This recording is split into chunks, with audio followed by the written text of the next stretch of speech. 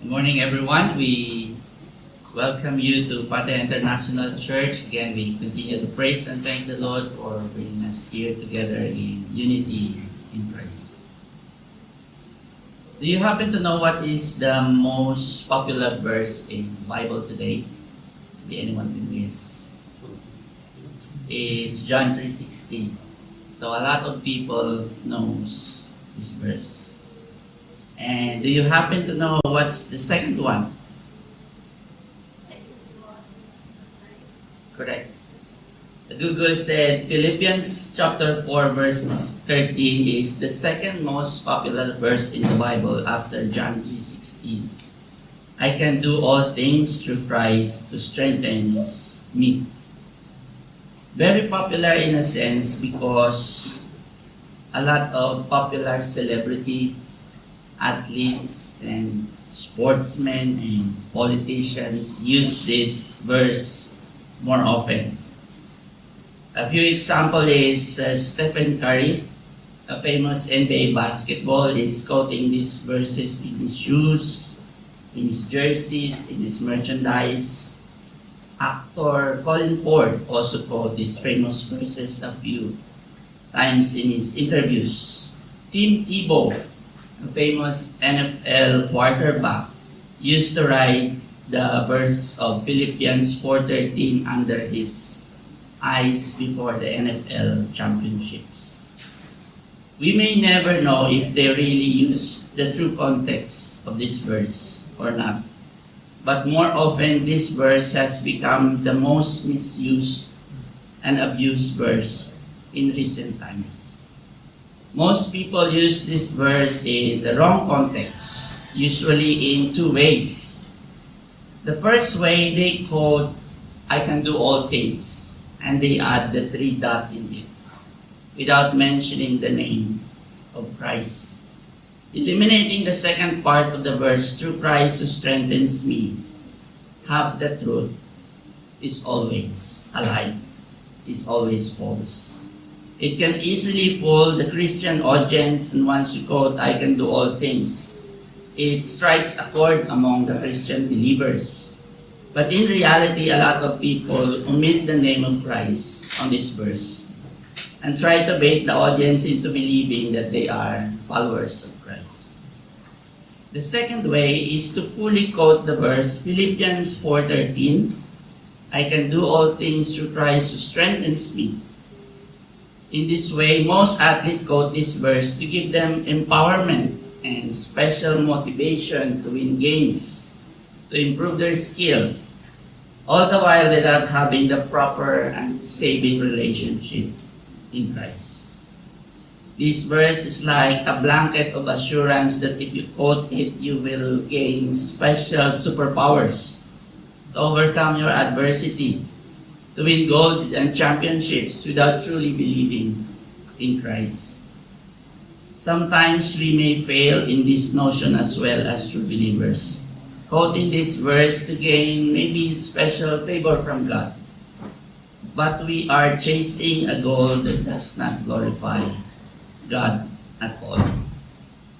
We may quote this verse during a brawl or during an escape from a police pursuit, or having to escape a difficult situation we put ourselves in it in the first place. We may quote this verse in the best, to become the best in my field and become rich without God glorifying purposes in our lives.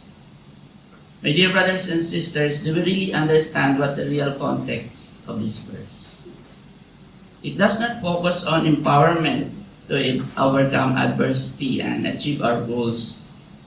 It is not a blanket of self-motivation and assurance for ourselves to continue our sinful desires. If we step back 3 verses from it, Philippians chapter 4 verses 10 to 13. But I rejoice in the Lord greatly and know that at last your care for me has flourished again, though you surely did care but you lack opportunity. Not that I speak in regard to need, for I have learned in whatever state I am to be content. I know how to be abased, and I know how to abound. Everywhere and in all things I have learned both to be full and to be hungry, both to be bound, to abound, and to suffer need. I can do all things through Christ who strengthens me. My dear brothers and sisters, the biblical concept of this verse is about true contentment in Christ. Though we may be exposed to different circumstances, not that each and every one of us is the same. Paul learned in whatever situation to be content in times of bounty, in abundance, in prosperity, or in time he was degraded, belittled, abandoned, and persecuted. His contentment rests only in Christ. He can overcome all adversity because his joy and peace rest only in Christ. 4:10 in Philippians, but I rejoice greatly that now at last your care for me has flourished again. Though difficult, Paul continued to fulfill his ministry because Christ strengthens him. May this truth remind us, my dear brothers and sisters, that Christ is not a genie in a bottle that we can manipulate, that He will fulfill our selfish desires to improve ourselves even in greed, in worldly pursuit, in our lust of the eyes and lust of the flesh and the pride of life. Instead, the opposite way, Christ is the only reason why we are confident to overcome all adversity. Christ is the only reason why we have eternal peace and confidence even in the most difficult times. Indeed, contentment, my dear brothers and sisters, they say, is a very mysterious thing, especially for a true believer. For no one ever finds contentment in this sinful world. Apart from Christ, there is nothing that can give it. And let's end in our verse, Philippians chapter 4, verses 12 to 13. I know how to abase and I know how to abound.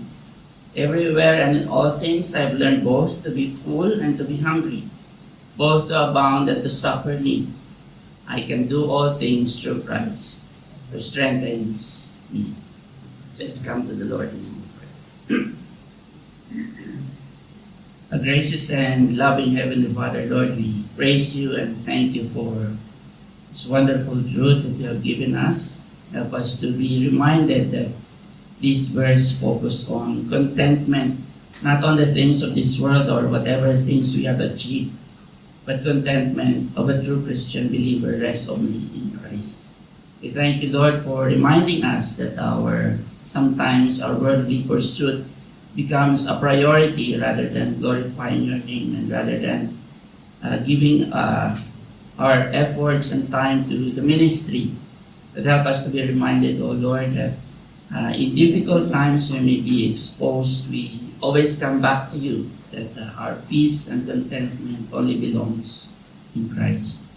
As we come today, each and every one of us, prepare our hearts, Lord. The Holy Spirit may work upon our hearts that we will fully embrace your truth and continue to give Pastor Daniel the godly knowledge and wisdom as he impart your word on us today.